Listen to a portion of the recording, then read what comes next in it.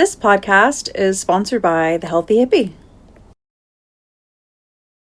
Hey guys, so this is the first ever Feral Femmes podcast, and I'm here with Natalie Barrett, and we are going to be talking about some things that she is doing in the area, and so this is Natalie Barrett. Hello. I'm going to fix the mic real quick. So we are here at Healthy Hippie today. There we go. We are here at Healthy Hippie today, enjoying some lunch and having some conversation. So, Natalie, tell us a little bit about yourself and what led you into somatic healing and light work. Was there a moment in your life when you realized the body holds more than we consciously understand?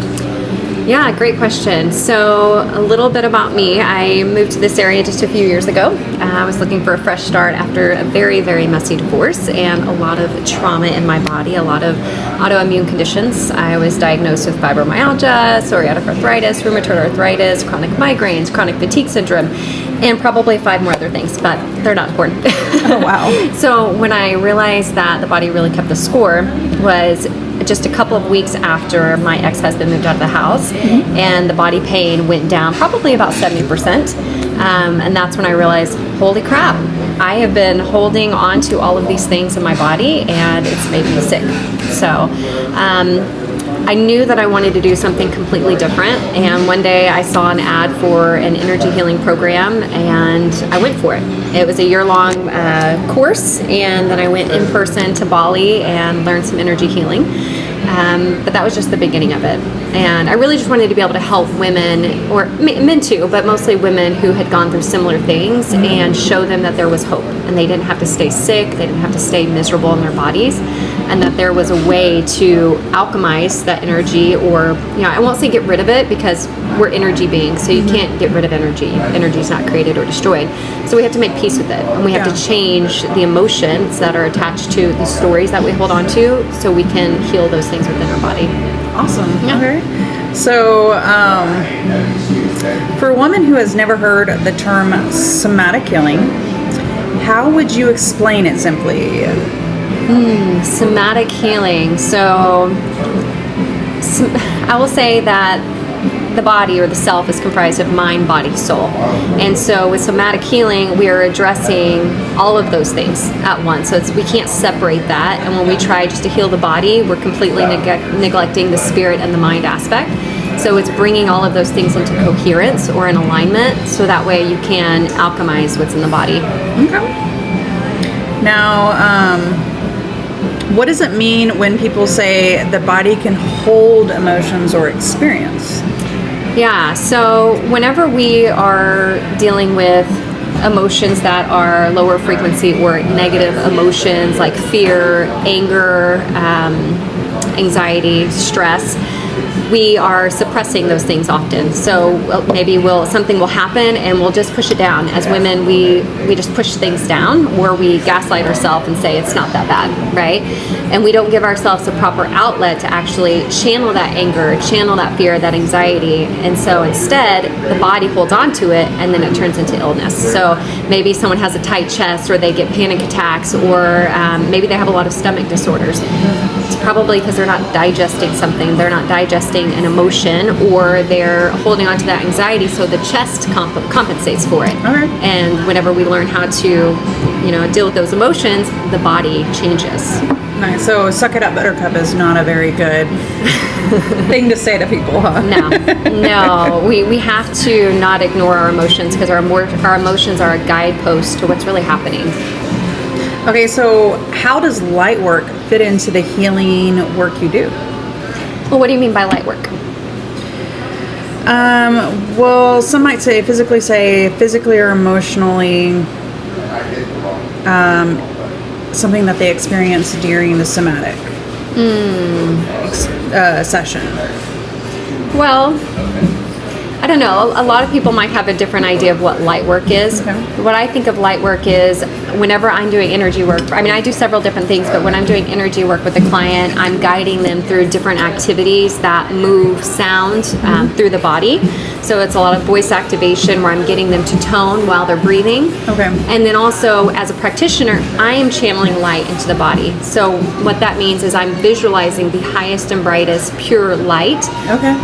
We could call that from God, from source, whatever name you want to give it, but pure love, and channeling that as light into their body physically. Okay. So for me, that's light work, but it's Okay. also just bringing loving intention into everything I do with clients. Okay. Now, with the sacred return coming home to the body, why do you think so many women have become disconnected from their bodies? Yeah, I think as women, we are so used to doing for others that we don't often take the time to check in with ourselves and even see how we're feeling, let alone, you know, why we're feeling the way that we're feeling. So whenever we push those emotions down and we always put ourselves last, we're so detached from it because we're just stuck in our head, right? So we don't take the time to sit with it like, oh, why is my chest feeling tight? What is that? What happened today that maybe I'm feeling this way? Or what story am I playing that's connecting me to that emotion, right? So Yeah. we ignore those things, and then our body gives us these signals of illness, and then what do? We distract, we numb out, we pop a pill, we drink something, whatever it is, so that symptom can shut up, right? Yeah. Or we go to doctors and we give our power away and say, help me, instead of tuning into the body and saying, what do I need so I can address what my body is trying to say to me? Yeah, I think a lot of us have learned to push things down and just ignore it.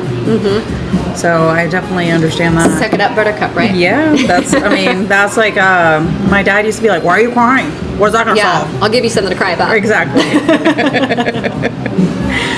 So, why can simply sitting with discomfort feel so terrifying? So if we take time to sit with the discomfort, we have to take ownership of it. Yeah, that's because true. you become aware of it, and then it's on you to actually address it. And it's easier just to ignore it, or it seems easier just to ignore it versus saying, okay, something in my life is out of alignment, or this thing that I'm experiencing is not okay. Yeah. And then what do you do with it? You have to be the one that sets the boundary or makes the change with your habit or whatever, or maybe a relationship, right? I know for me, for many years, and many women, we don't want to acknowledge how toxic a relationship might be because we worry that maybe someone won't love us as much as they did, or we'll be alone. You know, God forbid we're alone. Yeah. But if you're someone who's always been in a relationship, which is a lot of people, that's a terrifying thing. Oh, Right? yeah. Yeah. So it's taking ownership. That's scary. 'Cause Yeah, you I mean, can't a lot blame of us anyone are else. serial daters or serial relationship I used to be people. one. Me too. I used to bounce from one relationship to the other until I learned to love myself. Yeah, who's gonna love me? Yeah. Well, now it's like I love myself so much that I'm like, I'll be single until someone is really the cherry on top. Right? And until they're the cherry, no. Yeah. So, let's see, how do we begin creating safety within our own bodies? We have to make time to be still. We have to make time to be still so we can listen and tune in and then acknowledge those things that are uncomfortable, right? And then also just reminding yourself, whether it's verbally or inside, that I am safe.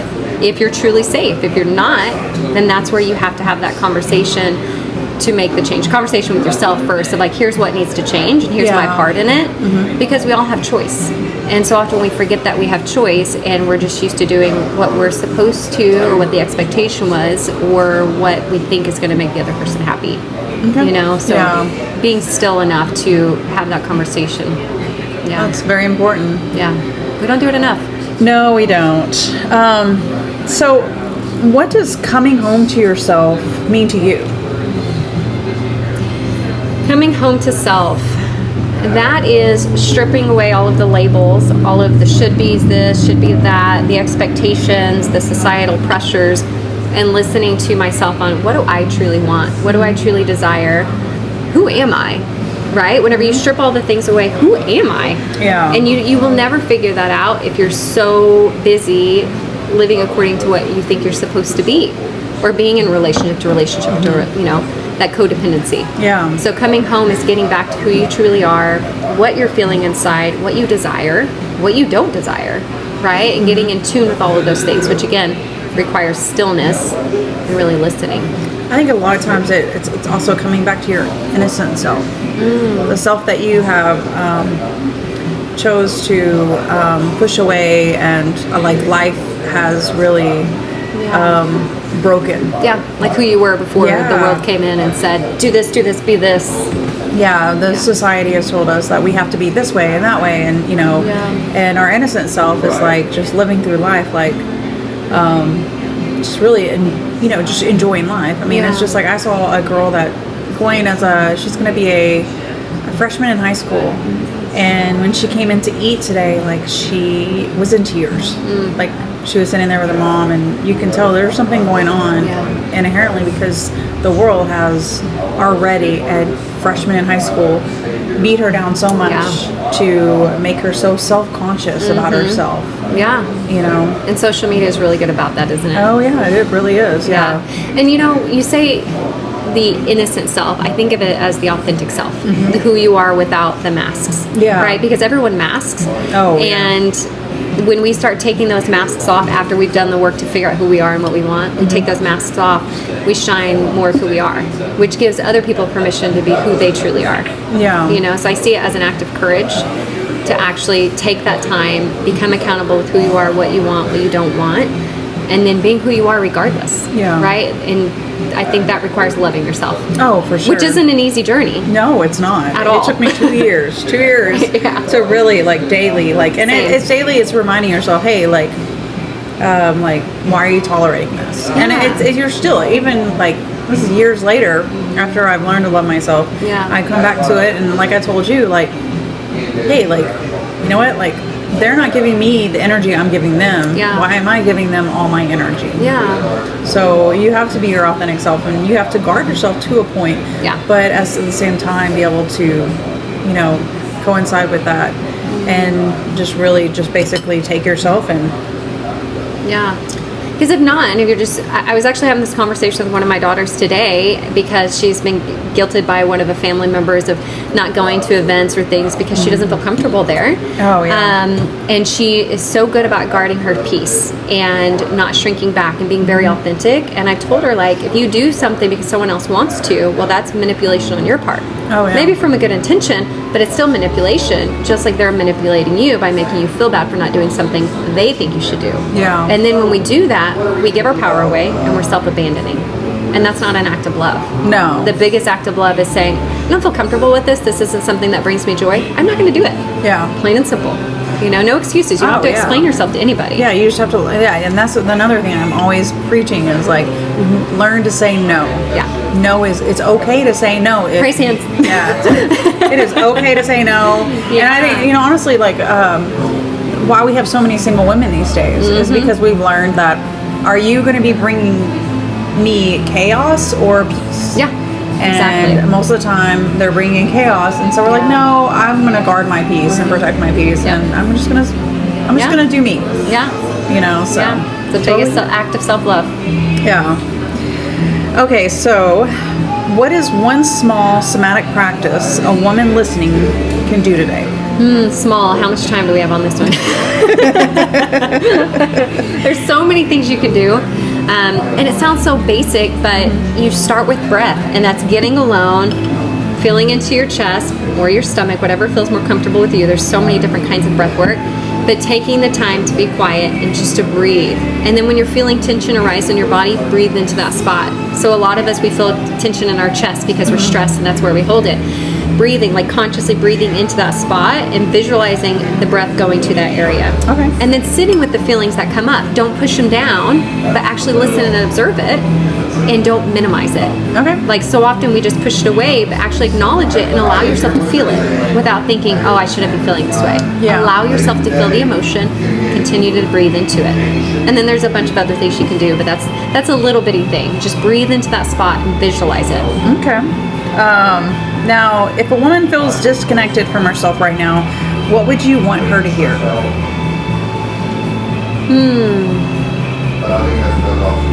That you are safe to be in your body.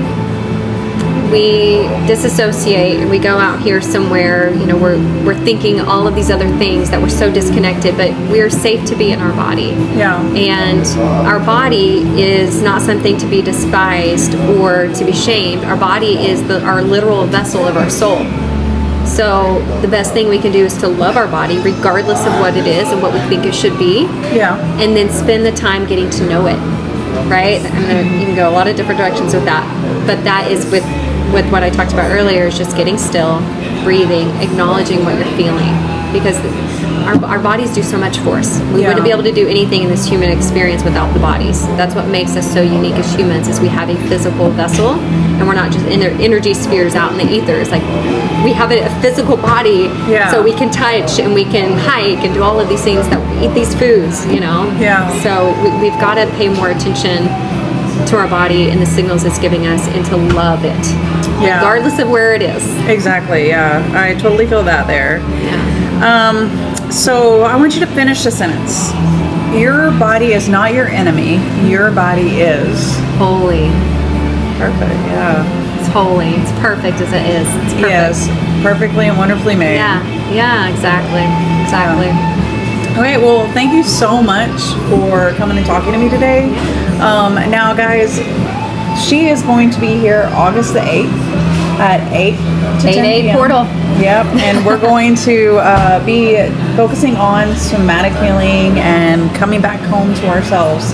So if you're interested and hearing more about this, come 8/8 to the Healthy Hippie. At 8 p.m., right? Yeah, 8 p.m. 8 at 8 p.m. Yep. So for the next Feral Femmes event. And again, thank you so much for coming and having a conversation with me. You're welcome.